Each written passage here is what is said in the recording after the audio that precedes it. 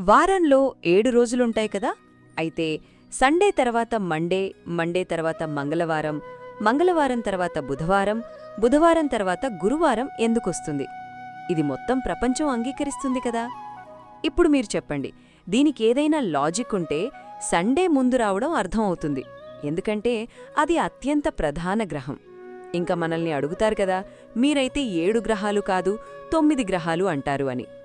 మరి మీరు కూడా 7 రోజులు మాత్రమే అనుసరిస్తున్నారు కదా. సరే, సూర్యుడు అతిపెద్ద గ్రహం అని సైజ్ ప్రకారం చూస్తే దాని తర్వాత రెండో స్థానంలో గురుగ్రహం ఉండాలి, మూడో స్థానంలో శని ఉండాలి. అప్పుడు సండే తర్వాత థర్స్డే రావాలి, తర్వాత సాటర్డే రావాలి. లేదా సూర్యుడికి దూరం ప్రకారం చూస్తే దగ్గర్లో బుధుడు ఉంటాడు కాబట్టి సండే తర్వాత వెడ్నెస్డే రావాలి. కాని అలా ఎందుకు లేదు?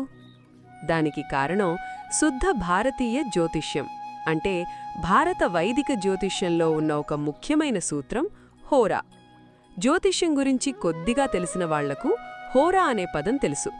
ఇదే హోరా పదం నుంచే గ్రీక్లో హోరోస్కోప్ అనే పదం వచ్చింది.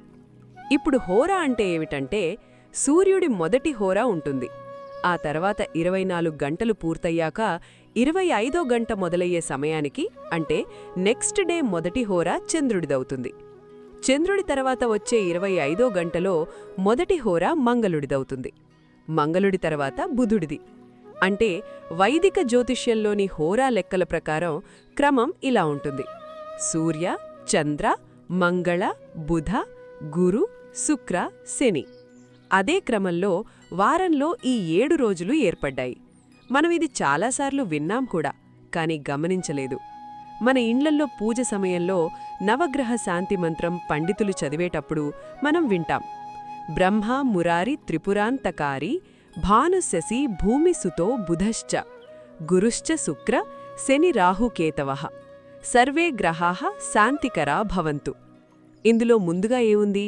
భాను అంటే సూర్యుడు, శశి అంటే చంద్రుడు, అందుకే సండే తర్వాత మండే. భూమిసుతుడు అంటే మంగళుడు, అందుకే ట్యూస్డే.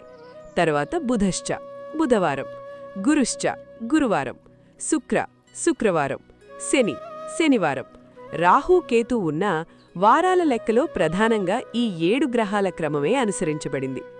ఇప్పటివరకు సండే తర్వాత మండే అనేది సాధారణం అనుకున్నారా, లేక దీని వెనక వైదిక హోరాశాస్త్రం ఉందని తెలుసా? కామెంట్లో జై సనాతన ధర్మం అని రాయండి.